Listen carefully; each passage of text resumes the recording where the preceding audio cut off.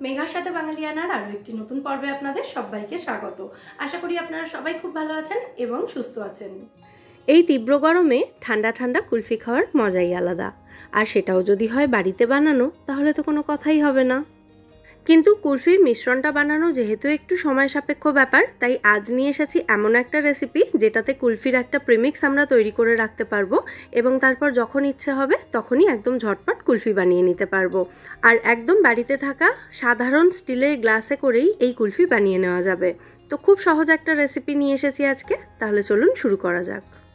চলুন তাহলে প্রথমেই কুলফির প্রিমিক্স পাউডারটা বানিয়ে নিই। একটা মিক্সার জারের মধ্যে প্রথমে আমি নিয়ে নিচ্ছি 1.5 কাপ পরিমাণে চিনি। ওজনে এটা 300 গ্রাম চিনি রয়েছে। এর মধ্যে আমি 5টা ছোট এলাচ নিয়ে নিলাম। এবার এই এলাচ এবং চিনিটাকে একসঙ্গে মিহি করে গুঁড়ো করে নিয়েছি। গুঁড়ো চিনিটা আমি একটা বড় বাটির মধ্যে ঢেলে রাখছি। এরপর আরও বাকি সমস্ত উপকরণ রেডি করে নিতে হবে। তো আমি এই বাটিটাকে সাইডে সরিয়ে রাখছি এবং যে মিক্সার জারে চিনিটা গুঁড়ো করেছি সেই মিক্সার জারের মধ্যেই নিয়ে নিচ্ছি প্রথমে আমন্ড বাদাম বা কাঠ বাদাম 1/2 কাপ মতো। ওজনে এখানে প্রায় 70 থেকে 75 গ্রাম মতো বাদাম রয়েছে। এর সাথেই নিয়ে নিচ্ছি 1 মুঠো মতো কাজু বাদাম এবং 1 মুঠো মতো পেস্তা বাদাম। সমস্ত বাদামের পরিমাণ আপনারা নিজেদের প্রয়োজন মতো বাড়িয়ে বা কমিয়েও নিতে পারেন। এরপর এর মধ্যে দিয়ে দিলাম 2 চিমটি মতো কেসার বা স্যাফরন। তারপর এই সমস্ত উপকরণ আবারও আমি মিক্সিতে গ্রাইন্ড করে নিয়েছি। এই বাদামগুলো ছাড়াও কিন্তু শুধুমাত্র দুধ, চিনি এবং এলাচ গুঁড়ো ব্যবহার করেও আপনারা খুব সহজে খুব টেস্টি কুলফি তৈরি করে নিতে পারেন। গুঁড়ো চিনির মধ্যে আমি বাদামের গুঁড়োটাও দিয়ে দিয়েছিলাম। তারপর এর মধ্যে 1 কাপ মতো মিল্ক পাউডার বা গুঁড়ো দুধ নিয়ে নিয়েছি। ওই বাটিটাতে সমস্ত উপকরণ একসাথে মেশাতে অসুবিধা হতো, সেই জন্য একটা বড় বাটির মধ্যে আমি এই উপকরণগুলোকে শিফট করে নিলাম। এবার একটা চামচ বা একটা হুইস্কারের সাহায্যে খুব ভালোভাবে সমস্ত উপকরণ মিশিয়ে নিতে হবে।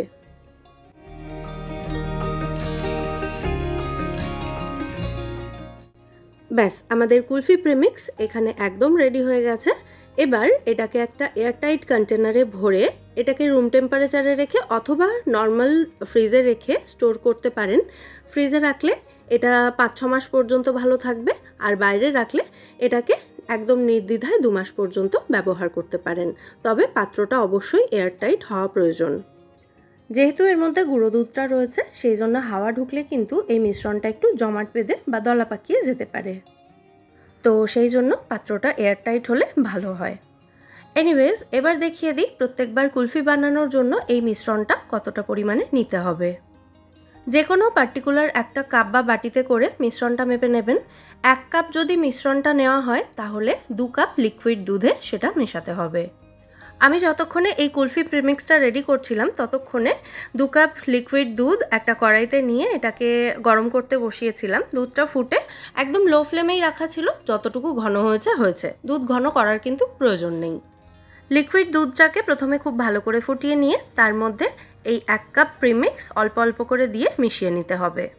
একবারে পুরো প্রিমিক্সটা অ্যাড করে দেবেন না, তাতে কিন্তু মেশাতে অসুবিধা হবে। অল্প অল্প করে দিতে থাকতে হবে এবং মিশিয়ে নিতে হবে। দেখুন, লিকুইড দুধের সাথে প্রিমিক্সটাকে আমি খুব ভালো করে মিশিয়ে নিয়েছি। এবার মিডিয়াম ফ্লেমে রেখে এই মিশ্রণটাকে 4 থেকে 5 মিনিট মতো রান্না হতে দেব। গুঁড়ো দুধ, বাদাম এগুলো থাকার ফলে কিন্তু মিশ্রণটা অলরেডি ঘন হতে শুরু করেছে, মানে প্রায় সঙ্গে সঙ্গেই মিশ্রণটা একটু ঘন হতে শুরু করবে। তবে এই মিশ্রণটা কিন্তু ঠান্ডা হওয়ার পর আরও একটু ঘন হয়ে যাবে, সেই জন্য খুব বেশি ঘন করে এটাকে নামাবেন না, তাহলে কিন্তু কুলফিটা অনেকটা বেশি ভারী হয়ে যাবে। 4 থেকে 5 মিনিটের মধ্যে যতটুকু ঘন হবে ততটুকুই কিন্তু যথেষ্ট। তো এটা আমার মনের মতো কনসিস্টেন্সিতে চলে এসেছে। এবার আমি গ্যাসের ফ্লেমটা অফ করে দিচ্ছি, তারপর এটাকে ঠান্ডা করে নেব।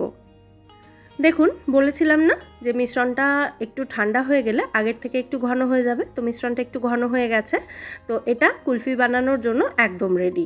এবার এটাকে ডিপ ফ্রিজে রাখতে হবে। তো কুলফি বানানোর জন্য চাইলে এরকম কুলফি মোল্ডও আপনারা ব্যবহার করতে পারেন, অথবা বাড়িতে থাকা এরকম নর্মাল স্টিলের গ্লাসেও কিন্তু খুব সহজে কুলফি তৈরি করে নেওয়া যেতে পারে। আমার এই মিশ্রণটার পরিমাণ দেখে মনে হচ্ছিল 1 গ্লাস কুলফি হওয়ার পরেও একটু এক্সট্রা থাকবে, সেই জন্য আমি প্রথমে এরকম কুলফি মোল্ডটা ভর্তি করে নিলাম। একটা কুলফি এই মোল্ডে তৈরি করব এবং বাকি মিশ্রণটা দিয়ে গ্লাসের মধ্যে কুলফি তৈরি করব। তো কুলফি মোল্ডে ঢালার পর বাকি যেটুকু মিশ্রণ রয়েছে সেটুকু আমি এই গ্লাসের মধ্যে ঢেলে দিচ্ছি। ব্যাস, কুলফি মিশ্রণটা আমি গ্লাসের মধ্যে ঢেলে দিয়েছি। এবার এটাকে ঢাকা দিয়ে দেব।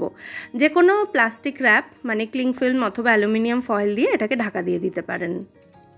এবার এই পাত্রগুলোকে ডিপ ফ্রিজে রেখে দিতে হবে অন্তত পক্ষে 12 থেকে 14 ঘন্টার জন্য। তবে আমি এটাকে পুরো একদিন রেখেছিলাম, মানে 24 ঘন্টা মতো।